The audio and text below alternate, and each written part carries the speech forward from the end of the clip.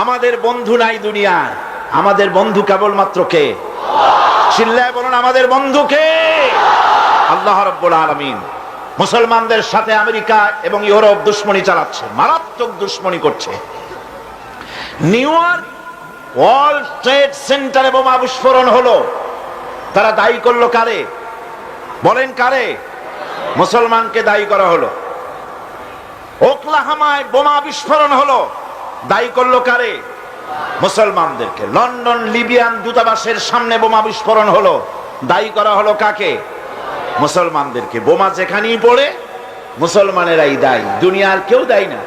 America দুনিয়ার terrorist সন্ত্রাসীদের list করলো, পৃথিবীতে কত সন্ত্রাসী রাষ্ট্র আছে, সেই সন্ত্রাসী লিস্টে পাকিস্তান, ইরান, ইরাক, সুদান এসব মুসলমান দেশের নাম আছে। কিন্তু যে দেশটি সন্ত্রাসের উপরে ভিত্তি করে জন্ম হয়েছে, সেই ইসরায়েলের নাম আমেরিকান টেররিস্ট লিস্টের ভিতরে দেওয়া হয় না। সুতরাং আজ আমাদেরকে আজ জাতিসংঘের দিকে তাকায় থাকলে হবে না। খ্রিস্টান এবং ইহুদি কর্তৃক পরিচালিত জাতিসংঘ মুসলমানদের কোনো উপকার করবে না। আজ আমি বলতে চাই, শারকুল আওসাত থেকে শুরু করে মধ্যপ্রাচ্য থেকে শুরু করে সারা পৃথিবীর সমস্ত মুসলমানদেরকে আলাদা মুসলিম জাতিসংঘ তৈরি করতে হবে। এছাড়া মুসলমানদের বাঁচার কোনো পথ নাই। মানবাধিকারের জন্য কথা বলেছেন আমার রাসূল করিম সাল্লাল্লাহু আলাইহি ওয়াসাল্লাম।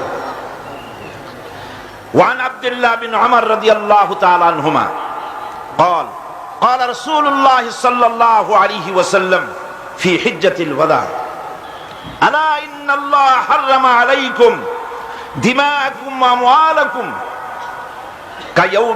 كيومكم هذا وبلدكم هذا وشهركم هذا رواه البخاري। রাসূল করিম সাল্লাল্লাহু আলাইহি ওয়াসাল্লাম বলেছেন,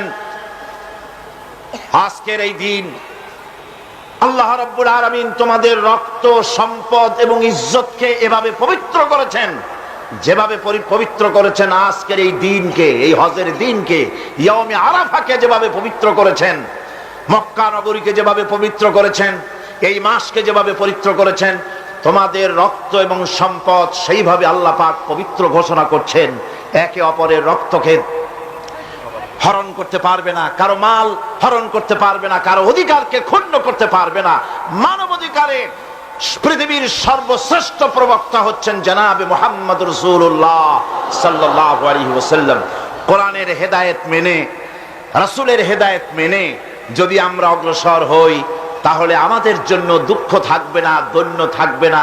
গোটা পৃথিবীতে মানবাধিকার প্রতিষ্ঠিত হবে, মানবাধিকার লঙ্ঘিত হবে না। এই মানবাধিকার দিবসে আমার পক্ষ থেকে এই কথাগুলি রাখার পর আমি এখন আপনাদের সামনে কোরআনে কারীমের তাফসীরের দিকে এগোচ্ছি। আপনারা জানেন